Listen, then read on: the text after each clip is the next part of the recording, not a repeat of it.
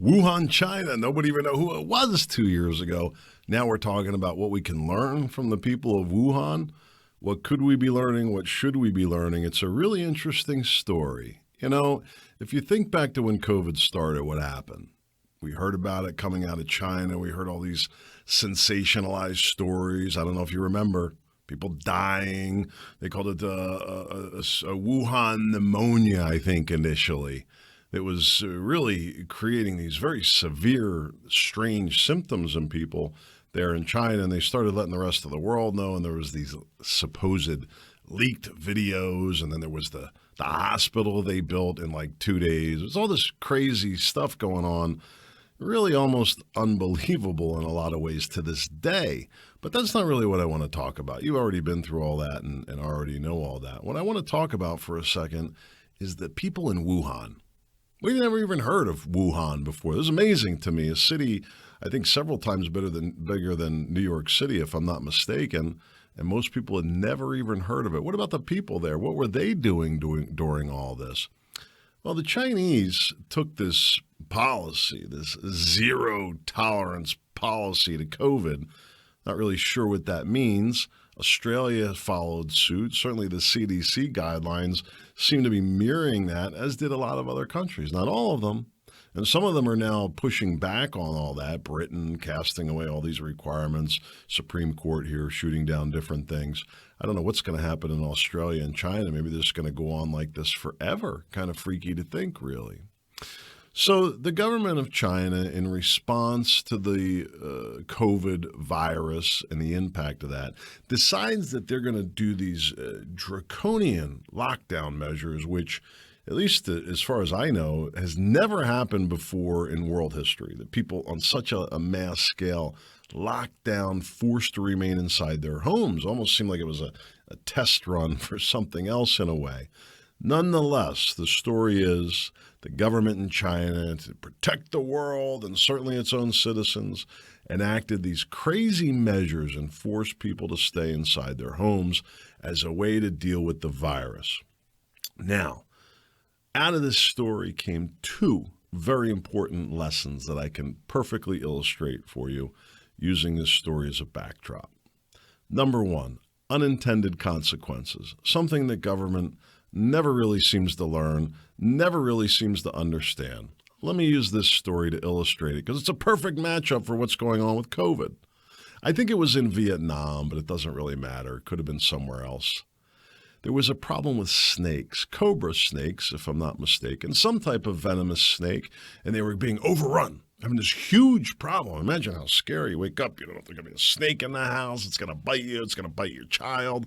People are dying, right? Freaking out because it's infestation. Not much different than COVID.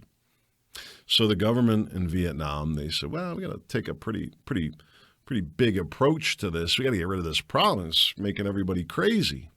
So what did the government of Vietnam do? Well, they did something interesting. They offered a bounty on the snakes. They said, everybody who catches a snake and brings it to the town center will give them $100, something like that. Doesn't really matter. $100 a snake. Not bad, especially when you consider most of the people are very poor, living in grass huts and things like that. They said, yeah, we can make some money. We can help the country. Everybody wins, right? Well, sort of. What started to happen is some of these very poor, disadvantaged people, if you can imagine, very enterprising. And they figured out a way that they could make some real money off of this, not have to do all that hunting and gathering. So you know what they did? They started raising snakes.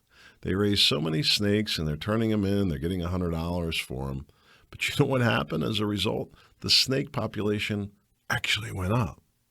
Because when the government created an environment where people could make money off of the snakes, well, suddenly they went from nuisance to business opportunity. See the parallels with COVID at all? But something else happened in Wuhan that I want to tell you about, even more important than that. The government locked everybody down, essentially locked down the hospitals as well, not too far different from what we've seen going on here. So what happened? What were the consequences of that? Well, you had people, some of them with AIDS, some of them with serious cancer, couldn't get treatment, couldn't go to the hospital because the government said, no, zero COVID. everybody's got to be, COVID comes first. They go to the top rung there. And so people couldn't get treatment. And there were certainly implications of that. People in pain, people dying. There's even the story of a pregnant woman. She went to the hospital in labor, and they wouldn't see her. Her and her baby ended up dying. Why? Well, because they didn't have the proper vaccine paperwork to get entry to the hospital. This is crazy when you think about it. But there was another big problem going on. It wasn't just with medical care. It wasn't just with disabled people, elderly, people that have trouble with mobility. They're locked down in their houses, couldn't get food, couldn't work. Well, the government took care of that, not to worry. They sent trucks into the town full of food, free food for everybody, I suppose. Well, the people, they couldn't get to it. Well, because they couldn't walk for whatever reason.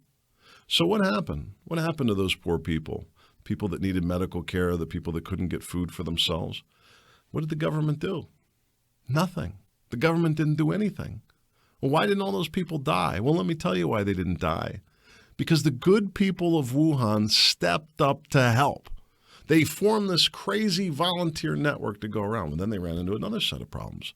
The government began stopping them. It was almost like the government didn't want to allow the people to work together to help each other. Crazy. So you don't have the right license. You're not supposed to be on the road. This isn't essential. What do you mean it's not essential? I'm going to feed somebody. They were calling in favors to hospitals to get people treatment. That's how corrupt the systems have become there.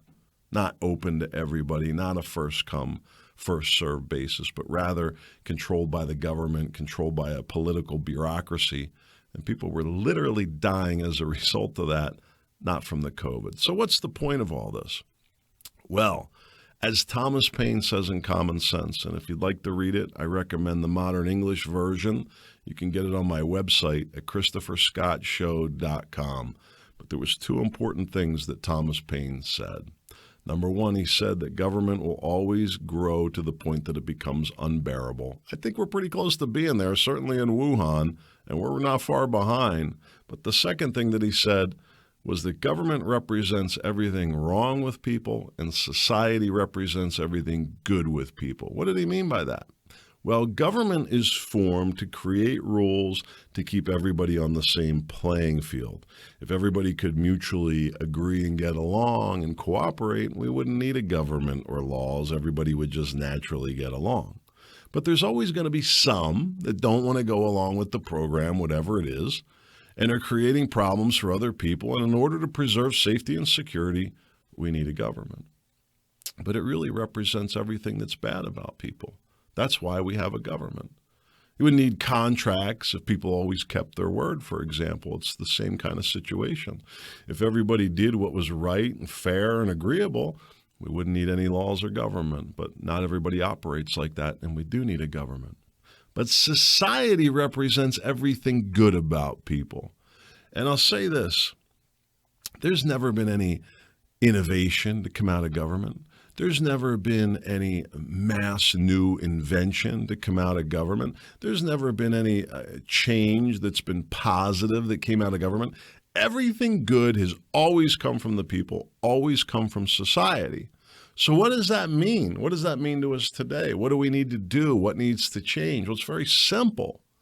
Government needs to reduce in size and scope so that people can be free to take care of themselves and each other, to allow people the room to be people, because people generally really are good people, even the people of Wuhan.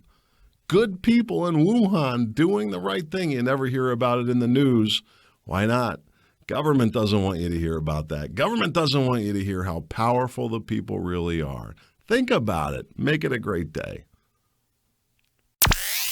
Warning. This podcast includes unapologetic logic and reason and may not be suitable for all audiences. In a world full of nonsense, he's been called the voice of uncommon common sense. He sees the abnormal that many find normal. Author and award-winning speaker, he is Chris